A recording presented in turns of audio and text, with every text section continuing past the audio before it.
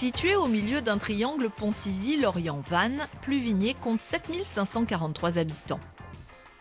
On recense 130 associations, un EHPAD avec 80 résidents, 3 écoles et un collège qui accueillent cette année 1567 élèves. Une grosse entreprise, Ilrom, l'un des leaders mondiaux du mobilier médical, possède une usine sur la commune qui emploie 400 personnes. Mais plus de 55% de l'activité est liée au commerce, au transport et aux services.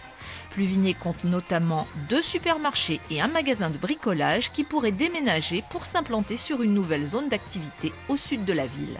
Moi, je trouve que c'est pas nécessaire parce que il vaut mieux faire travailler tout le commerce centre-ville que plutôt de faire quelque chose d'extraordinaire, très grand et qui ne va pas amener énormément de choses. Je suis attaché aussi aux terres agricoles, donc pour moi l'important ce serait que ce ne soit pas un terrain gâché quoi, pour le bétonner ou le couvrir de bitume. Quoi. On ne peut pas non plus s'y opposer, je crois. Il n'y a peut-être pas toujours le choix, mais c'est vrai qu'il faut peut-être privilégier quand même les commerces du centre-ville. Effectivement, je peux comprendre les petits commerçants du bourg qui ont des inquiétudes. Je me dis que ça peut aussi apporter une plus-value et puis si la zone, l'ancienne zone est transformée à bon escient, ça peut être intéressant. C'est un projet qui divise les habitants de Pluvigné.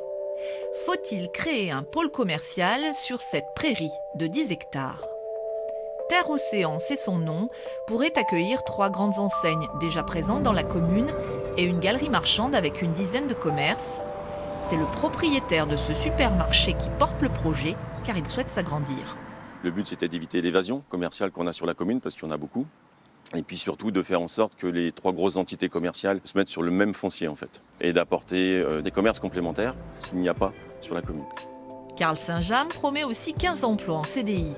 Des arguments qui ne parviennent pas à convaincre certains commerçants du bourg. Inquiets de la concurrence, ils dénoncent un projet surdimensionné. Il est surdimensionné par rapport à la taille de la commune de Pluvigné. Et puis, il ne correspond plus du tout aux attentes des consommateurs qui, à la fois, achètent de manière un peu plus locale, de qualité, et aussi achètent à distance par Internet. On peut craindre effectivement qu'une fois que le client sera sur cette zone commerciale, il ne remonte pas jusqu'au bourg en fait. Une fois, c'est vrai qu'il trouve tout sur place, pourquoi remonter ? On a beau chercher, on ne trouve pas de projet de zone commerciale qui vise à dynamiser un bourg. C'est à l'encontre de ça, donc ça nous pose problème. Quant aux agriculteurs, certains déplorent la disparition de nouvelles parcelles de terre alors que l'accès au foncier est très tendu. Il y a régulièrement des gens en recherche de lieux pour une installation agricole. Actuellement, c'est en prairie, mais on peut imaginer d'y cultiver des légumes, d'y planter un verger, d'installer des jardins partagés pour les habitants, etc.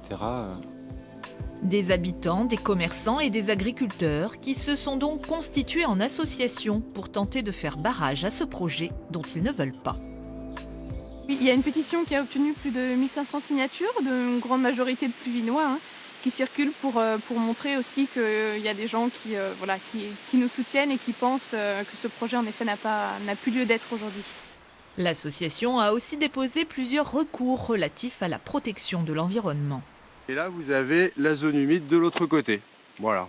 Donc ça va impacter forcément toute cette zone, plus bien quelques habitations qui sont en bordure, les riverains qui sont concernés, les premiers aussi, par ce projet.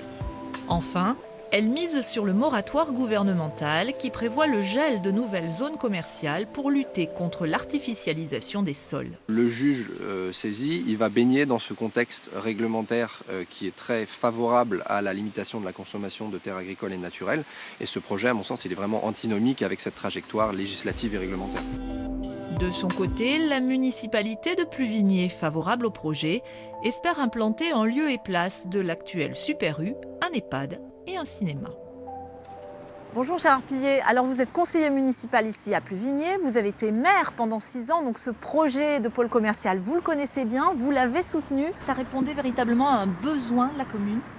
Pour nous, oui, puisqu'il faut savoir que hors alimentaire, 80% des Pluvignois vont faire leurs courses à Vannes, à Auray, voire Lorient. Donc nous voulons les maintenir sur Pluvigné en créant d'autres enseignes, type pressing, magasin de sport, des choses que l'on n'a pas. Donc ce seront des nouveaux commerces qui vont apporter un supplément à Pluvigné et permettre son développement harmonieux. C'est vrai qu'en ce moment, les agriculteurs s'inquiètent justement de tous ces projets de zones commerciales. Même l'État a demandé au préfet de ralentir un peu les projets. Vous en tenez compte aussi de ça ? Nous y avons réfléchi lors de l'élaboration du PLU.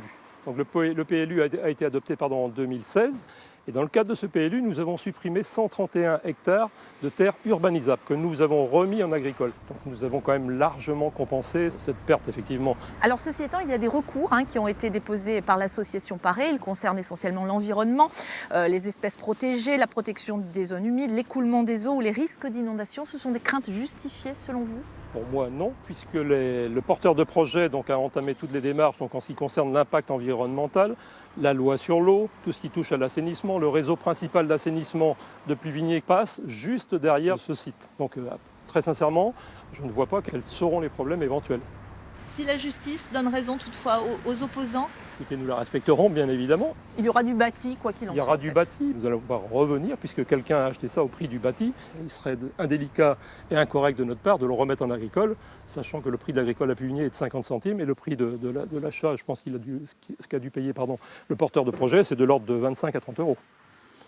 Merci beaucoup Gérard Pillet. Voilà, c'est la fin de ce Parole de citoyen à Pluvigné. On se retrouve la semaine prochaine, toujours dans le Pays d'Auray, du côté de Brech. Tout de suite, votre journal régional.